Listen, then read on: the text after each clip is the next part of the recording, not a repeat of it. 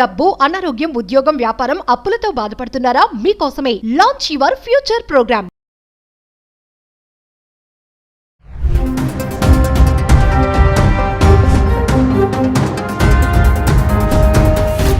నమస్తే, welcome back to Suman TV. Present మనతో పాటు ఉన్నారు అనలిస్ట్ మందర్ కృష్ణారెడ్డి గారు. నమస్తే సార్. నమస్తే అమ్మా. సార్, ట్రంప్ తీసుకున్నటువంటి H1B వీసా నిర్ణయాలు ఏదైతే ఉన్నాయో, మరి భారతదేశంలో ఉండేటటువంటి ఈ పెళ్లిళ్ళు కూడా రద్దు అయ్యే దిశగా కూడా వెళ్తున్నాయి అని అంటే ఏం చెప్తారు మీరు? వాస్తవంగా ట్రంప్ రెండోసారి అధికారంలోకి వచ్చిన తర్వాత సంస్కరణల దిశగా పెడుతున్నాడు. తన ఎలక్షన్లో వాగ్దానం ఇచ్చిన దాని ప్రకారంగా తమ దేశంలో ఉండే వాళ్ళకే ఎక్కువగా ఉద్యోగాలు దొరకాలని, ఇక్కడ ఉన్న వాళ్ళకే అవకాశాలన్నీ కలగాలని, బయట నుంచి ఎవరైనా వస్తే వాళ్ళ వల్ల ఈ దేశానికి ఎంతో కొంత ఉపకారం జరగాలి, మేలు జరగాలి, వాళ్ళ డబ్బన్నా ఇక్కడ తీసుకొచ్చి ఇక్కడ వాళ్ళు పరిశ్రమలు పెట్టి తద్వారా కొంతమందికి వాళ్ళు ఉద్యోగ ఉపాధి అవకాశాలు కల్పించాలి, లేకపోతే వాళ్ళ టెక్నాలజీ వల్లనైనా కొంత ఏదైనా మెరుగైనటువంటి ఫలితాలు రావాలి, వాళ్ళ నాలెడ్జి మనకు బాగా ఉపయోగపడాలి. అలాంటి మేధావులైనటువంటి వాళ్ళు మాత్రమే ఈ దేశానికి రావాలి తప్ప ఇక్కడున్న డబ్బుని వాళ్ళ దేశానికి పంపించేటువంటి వాళ్ళు మాకు అక్కర్లేదు, ఇలాంటి వాళ్ళందరినీ మేము ఏరి పారేస్తాం అన్నట్టు కంకణం కట్టుకొని అసలు వలస వచ్చినట్టు వాళ్ళు ఎక్కడికున్నారో ఏరి వాళ్ళకి సంఖ్యలు వేసి మరీ తీసుకెళ్ళి ఆ దేశాల్లో వదిలిపెట్టి వెళ్ళిపోయినట్టు సంఘటనలు మనం చూసాం. అంతకుముందు అమెరికా మోజు విపరీతంగా ఉండేది. అమెరికా పెళ్లి కొడుకు అనే పెళ్లి కూతురు అంటే ఎగిరిగని తీసే పరిస్థితులు ఉండేవి. అమెరికా సంబంధాలు అంటే దానికోసం ఆపర్చునిటీస్ ఎవరిస్తారా అని దానికోసం ప్రయత్నం చేసిన వాళ్ళు సంఘటనలు చాలా ఉన్నాయి. అంటే అమెరికా అనేది ఒక డ్రీమ్, ప్రపంచంలోనే ఒక అలాంటి డ్రీము, ఈస్ట్మన్ కలర్ డ్రీమ్ లాంటి డ్రీమ్ అది. ఆ డ్రీమ్ను ఒక్కసారిగా చెదిరిపోయే పరిస్థితి ఏర్పడింది. ఎందుకంటే ట్రంప్ వచ్చిన తర్వాత ఏం చెప్పాడు, వీసాలని వీలైనంతవరకు అన్ని స్ట్రిక్ట్ చేసేసాడు, వీసాలని రద్దు చేసే ప్రయత్నం తీసుకొచ్చాడు. నిన్న మనం చూసినటువంటి పరిస్థితి లోపల H1B వీసాలకి $1,00,000 కట్టమన్నాడు. ముందేనేమో ప్రతి సంవత్సరం $1,00,000 కట్టమన్నాడు. తర్వాత ఏదో ఒత్తిళ్ల వల్ల ఇప్పుడు $1,00,000 సంవత్సరానికి కాదు జీవితకాలం అనేటువంటి పరిస్థితి తీసుకొచ్చాడు. ఇది స్థిరంగా ఉంటుందని కూడా లేదు. మళ్ళీ రేపు పొద్దున్నే రాత్రి కలయిదన వస్తే రేపు పొద్దున్నే ఎల్లుండి దయచేసి మళ్ళీ అదే పాట పాడుతున్నావు, $1,00,000 కాదు $5,00,000 కట్టాలన్నా ఆశ్చర్యపడాల్సిన అవసరం లేదు. ఎందుకంటే ఒక స్థిరమైన అభిప్రాయం ఉండే వ్యక్తి కాదు, ఏదైనా ఒక కాన్స్టెంట్గా ఒక దాని మీద నిలబడే వ్యక్తి కాదు. అతను ఒక రకమైన ఒక భావంలో ఉండే వ్యక్తి, ఒక ఆలోచనలో ఉండే వ్యక్తి. అలాంటి వాళ్ళు రేరుగా ఉంటారు, చాలా తక్కువ మంది ఉంటారు. అంటే తను అనుకున్నది సాధించాలి, తన మంకుపట్టు, తను ఏది మనసులో అనుకుంటే అది నెరవేరాలి అనేటువంటి భావంలో ఉన్న వ్యక్తి. దానికి ముందు ఆలోచించాల్సి చాలా ఉంది. ఒక పెద్ద రాజ్యం, ఆ రాజ్యం తన చేతిలో ఉంది, దాని ప్రపంచంలోనే నెంబర్ 1 ప్లేస్లో ఉన్న రాజ్యం. దాన్ని తను పరిపాలిస్తున్నప్పుడు తను తీసుకునే ప్రతి నిర్ణయం ప్రపంచ ప్రజలందరూ హర్షించేట్టుగా ఉండాలి, తర్వాత తన దేశ ప్రజలు కూడా అర్థించేట్టు ఉండాలి, ఈ దేశానికి మేలు జరిగేటట్టు ఉండాలి. ఇప్పుడు అతను తీసుకున్న నిర్ణయాల్లో చాలా నిర్ణయాలు ఒక రకంగా అతనికి మంచిగా అనిపించినా కూడా ఇంకొక రకంగా దేశాన్ని చెరుపు తీసుకొస్తున్నాయి. ఆ దేశం ఉంటే ఇతరులకి చాలా ఇబ్బంది పరిగే పరిస్థితుల్లో అసలు అమెరికానా అమ్మ వద్దురా బాబు మనకు అనే పరిస్థితి ఏర్పడుతుంది సిచ్యువేషన్. ఈ సిచ్యువేషన్లో ఎవరైనా అమెరికా సంబంధం అంటే 100 సార్లు ఆలోచించాల్సిన పరిస్థితి ఏర్పడింది. ఎందుకంటే చదువుకుంటున్నాడు అనుకున్నాడు. చాలామంది ఏంటంటే అక్కడ చదువుకోవడానికి పోయిన వాళ్ళు కూడా చాలామంది మ్యారేజ్ ఇక్కడ చదువుకోవడానికి పోయాడు కదా, ఏదో ఒక ఉద్యోగం చేస్తాడే కదా తప్పనిసరిగా అని చెప్పి ఇప్పటి నుంచే ఆ సంబంధాన్ని ఖాయం చేసుకునే ప్రయత్నాలు కొంతమంది చేసేవాళ్ళు. రెండోది, అక్కడ ఉద్యోగం వచ్చిందంటే ఇక ఉద్యోగం ఉంది కదా, ఆ ఉద్యోగం కూడా అయిపోతే ఇంకొక ఉద్యోగం చూసుకుంటాడు. అమెరికాలో ఒకసారి ఎంటర్ అయిన తర్వాత బయటికి రావాల్సిన అవసరం లేదు, ఇక అక్కడే ఉంటాడు. అంటే కోట్ల మీదనే సంపాదన చేస్తాడు, మా అమ్మాయిని కూడా అంత గొప్పగా సుఖపెడతాడు అనేటువంటి భావంతో చాలామంది ఉంటారు. అలాంటి పరిస్థితుల్లో ఉన్న సందర్భంలో అమెరికాలో ట్రంప్ ప్రవేశించినప్పటి నుంచి తల్లిదండ్రులు ఇంకొక ఆలోచనలో పడ్డారు.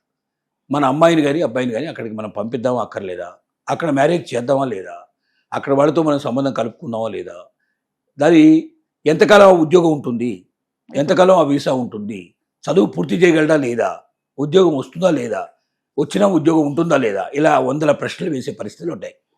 దానికి తోడు రోజుకు ఒక రకమైన కొత్త వార్త, వారం కొత్త వార్తలు వినడం వల్ల కూడా భయం వేసే పరిస్థితి ఏర్పడింది.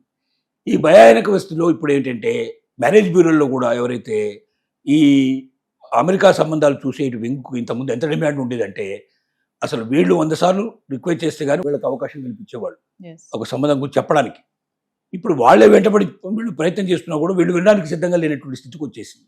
అమెరికా సంబంధాలు ఇక మాకొద్దు, ఎందుకంటే జీవితం ఎప్పుడు కూడా ఆర్థిక సంబంధాలతో ఎక్కువ ముడిపడి ఉన్న పరిస్థితులు.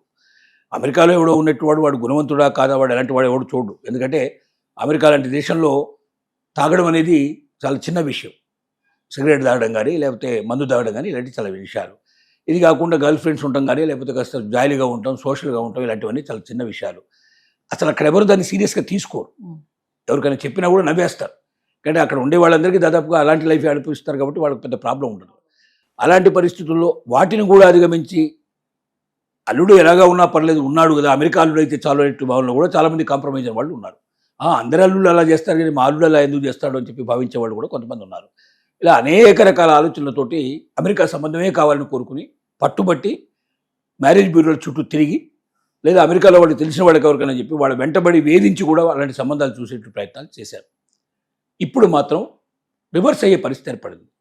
అమెరికా సంబంధమా మాకొద్దు బాబు అనేట్టు ఏర్పడింది.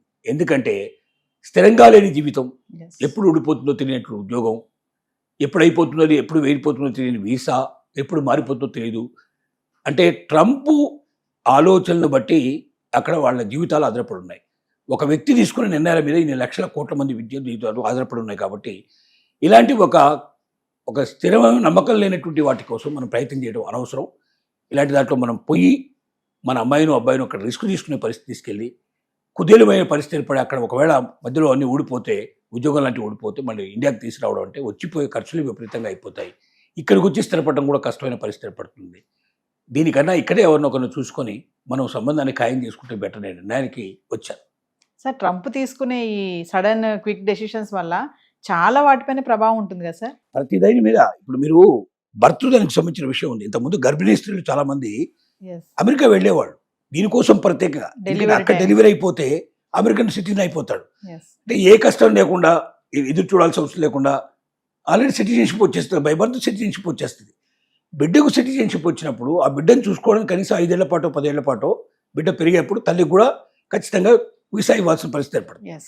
ఆ వీసా ఇచ్చిన తర్వాత ఆమె వాళ్ళ సిటిజన్షిప్ కోసం అప్లై చేసుకుంటుంది. కాబట్టి బిడ్డ ఉన్నప్పుడు తల్లికి కూడా వీసా ఇచ్చేటువంటి పద్ధతులు దాదాపుగా అక్కడ ఖాయమయ్యే పరిస్థితి ఏర్పడింది. అంటే బిడ్డ పేరు మీదుగా అమెరికా లోపల స్థిరపడే అవకాశం పుష్కలంగా ఉన్నప్పుడు చాలా కుటుంబాలు ప్రపంచం అంతా వచ్చి చాలామంది అక్కడ డెలివరీ కావడానికి గర్భిణీ స్త్రీలు, కొంతమంది అయితే ఈ ఇమిగ్రెంట్స్ ఎవరైతే ఉన్న ఇల్లీగల్ ఇమిగ్రెంట్స్ ఆ దేశ సరిహద్దులు దాటి తుపాకీ దెబ్బలకు కూడా కొన్నిటికి రెడీగా నిలబడి పోయిన బతికితే మాత్రమే లోపలికి పోతేనే అమెరికాలో అయిపోతాను కదా అనే భయంతో ధైర్యంతో అలా వచ్చిన వాళ్ళు చాలామంది ఉన్నారు.